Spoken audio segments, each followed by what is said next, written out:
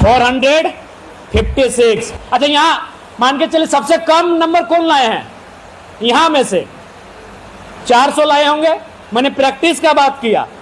मान के चले यहां सबसे ज्यादा नंबर किसी ने 450 लाया है, जितने को हम सम्मानित कर रहे हैं, और सबसे कम नंबर जिसने लाया उसका 400 है। ठीक है, बराबर है। अब मान के चले जिसको 399, उसको तो नहीं बुला पाए, तो क्या इसका मतलब वो कमजोर स्टूडेंट है? क्या वो बेकार स्टूडेंट है? क्या वो पढ़ता नहीं है? एक नंबर कम रह गया, इस मंच में वो नहीं आया, इसका मतलब एक दिन आपका प्रैक्टिस ज्यादा था, एक दिन आपके प्रैक्टिस ज्यादा था, और वही सवाल आपका परीक्षा में आ गया, और उस प्रैक्टिस से आप एक नंबर ज्यादा ले आए और आप अवार्ड के हकदार बने। Practice, this is practice. ऐसा थोड़ी है कि जो आपसे एक नंबर कम लाया वो बेकार है, नहीं, बस वो प्रैक्टिस एक दिन या एक घंटा का कम रह गया आपसे, एक सवाल का प्रैक्टिस कम रह गया, बस एक सवाल का प्रैक्टिस जो आपने किया लेकिन उसने नहीं किया और परीक्षा में वो लिख नहीं पाया, बस एक सवाल का प्रैक्टिस, और आपसे एक नंबर कम। अभी परीक्षा होगा, कोई भी परीक्षा होगा, जेपीएससी का होगा, नीट का होगा, नेट का होगा, यूपीएससी का होगा, जो पास करेंगे, मान के चलिए वो 250 से लाए, और जो 249 वाला वो फेल हो गया, यूपीएससी की परीक्षा वो निकाल नहीं पाए, बस एक नंबर था। कारण क्या था? बस एक घंटा का वो प्रैक्टिस। इसलिए प्रैक्टिस इंपॉर्टेंट है। आप प्रैक्टिस करिए, लगातार प्रैक्टिस करिए, प्रैक्टिस ही आपको मंजिल की ओर लेकर जाएगी। और प्रैक्टिस पर मोहम्मद अली बड़ी अच्छा कहते थे कि हमको बड़ा एलर्जी होता है प्रैक्टिस से। सबको होता है, आप भी झूठ मत बोलिए, हम लोग, अच्छा सबको होता है। जो लोग यहाँ बैठे हैं, एक बात बताइए, स्कूल जाने के टाइम अच्छा लगता था या रिटर्निंग के टाइम? सही से बोलिएगा, रिटर्निंग के टाइम। प्रेयर की घंटी से ज्यादा मजा आता था छुट्टी की घंटी, ये सच्चाई है। प्रेयर की घंटी लगता है बाप प्रार्थना के लिए बुलाया जा रहा है, पहला घंटी शुरू होगा, 6 घंटा दिन में ब्लैक बोर्ड, टीचर, लेक्चर, और जैसे ही टन टन टन टन टन टन छुट्टी का घंटी, बैग उठा, चल अब फुटबॉल क्रिकेट खेला जाएगा।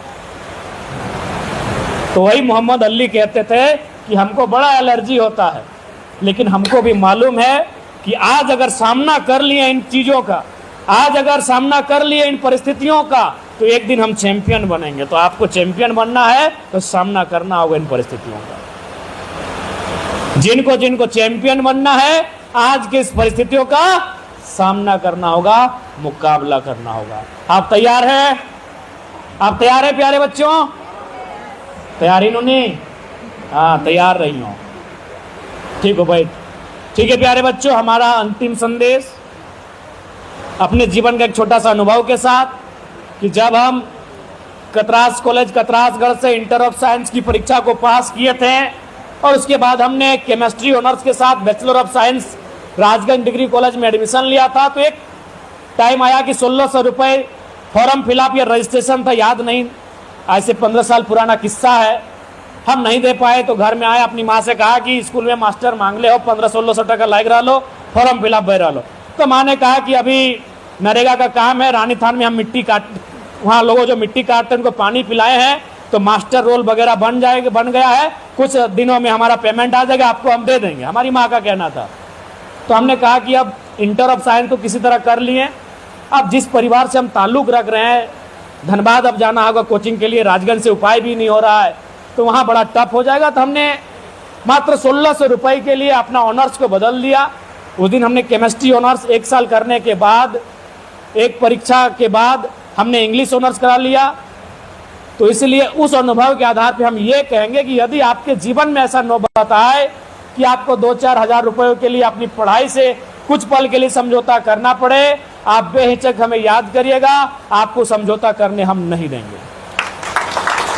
हम आपका 1,00,000-2 लाख मदद कर पाए या नहीं कर पाए, इसका हम गारंटी और आश्वासन नहीं देंगे, लेकिन मामूली अंतर से अगर आपकी पढ़ाई रुकने का सिचुएशन उत्पन्न हो जाए, आपको पढ़ने से पीछे होना पड़े यह बोलकर कि मेरी माँ, मेरे पिताजी मदद नहीं कर पाए, ट्यूशन की फी नहीं भर पाए, कॉलेज की फी नहीं भर पाए, तो जरूर याद करिएगा हम यथासंभव आपके साथ खड़े रहेंगे। ये मेरे अंतिम वचन है, और ये मेरे जीवन का अनुभव भी रहा है, जब हमने केमिस्ट्री ऑनर्स से इंग्लिश ऑनर्स करवाया, और उसके बाद हम पीएचडी भी इंग्लिश से ही आए, और अभी भी हम आपके बीच as a an MLA plus as a scholar भी हैं। हम एक शोधार्थी भी हैं, आपकी तरह स्टूडेंट है। बस फर्क है कि आप 10वीं पास किए हैं, 12वीं पास किए हैं।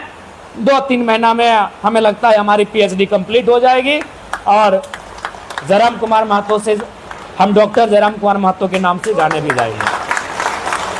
जबकि इस बात से, मेरे इस चीज़ से आप एक ये भी प्रेरणा ले सकते हैं, क्योंकि आज मेरी सैलरी 2,13,000 रुपये और ट्रेन का फ्री टिकट इतना है कि हम अपना खत्म नहीं होगा, हमको इतना हमको मिला है, आप लोग को चाहिए हम दे देंगे।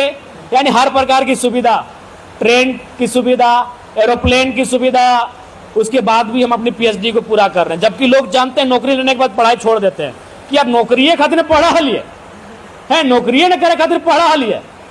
लेकिन हमने इसलिए नहीं छोड़ा क्योंकि भैया आज हम विधायक हैं, पता नहीं आज से कई वर्षों बाद जब आपके बीच आएंगे तो उस समय आप सीनियर होंगे, आपके बच्चे भी होंगे, तो हो सके शायद उस समय हम एक्स MLA, अगर मंत्री भी रहे तो एक्स मिनिस्टर होंगे, लेकिन डॉक्टर जयराम महतो हम उस समय भी होंगे। डॉक्टर जयराम महतो एक्स नहीं होगा, एक्स MLA होगा, एक्स मिनिस्टर होगा, एक्स चीफ मिनिस्टर होगा, डॉक्टर जयराम महतो उस समय भी होगा। इसलिए हमने कहा कि हमारा मकसद, हमारी पढ़ाई उस एक प्रेरणा होनी चाहिए आने वाली पीढ़ी के लिए। और आज 2,13,000 की सैलरी, ट्रेन का तो हम कंप्लीट नहीं कर पाएंगे, इतना सरकार से सुविधा है, एरोप्लेन वाला भी हम लोग कंप्लीट नहीं कर पाएंगे, इतना सुविधा है, लेकिन उसके बाद भी हम अपनी PhD की पढ़ाई को जारी रखे हैं। इसलिए कि हम जिस परिवार से आकर यहाँ तक मुकाम को छुए हैं, अगर बच्चे मेरे इतिहास को पलटेंगे तो शायद मेरे इतिहास का एक एक पन्ना उन्हें प्रेरणा देने का काम करेगा। तो पुनः आपको ढेरों शुभकामनाएं, मन लगा के पढ़िए, अपने अपने किसी एक फील्ड में अपने आप को एक्सपर्ट बनाइए, अपने आप को नंबर 1 बनाइए। अगर ये बहन केमिस्ट्री में नंबर 1 है तो आप बहन इंग्लिश में नंबर 1 बन जाना, आप हिंदी साहित्य में नंबर 1 बन जाना, आप इतिहास में बन जाना, आप भूगोल में बन जाना। ये तय कर लीजिए कि एक फील्ड में हम इससे तो आगे रहेंगे, हम ये भी तय कर लेंगे कि एक फील्ड में हम उससे तो आगे रहेंगे। एक फील्ड आपको तय करना होगा जहां आप नंबर 1 होंगे। क्योंकि मैंने बार बार कहा, किसी भीड़ से पूछा जाए कि चांद पे पहले कौन गया था, लोग कह देंगे नील आर्मस्ट्रांग। अंतरिक्ष में कौन गया था, यूरी गागरिन। हिमालय की ऊंची चोटी माउंट एवरेस्ट पे कौन गया था, एडमंड हिलेरी तेनसिंग। नंबर 2 पर कौन गया था, नहीं जानते हैं, आप भी नहीं जानते हैं, हम भी नहीं जानते हैं। इसका सीधा सा उदाहरण है, नंबर 2 को दुनिया नहीं याद करती है, नहीं याद करती है, बिल्कुल भुला देती है। अब आपको तय करना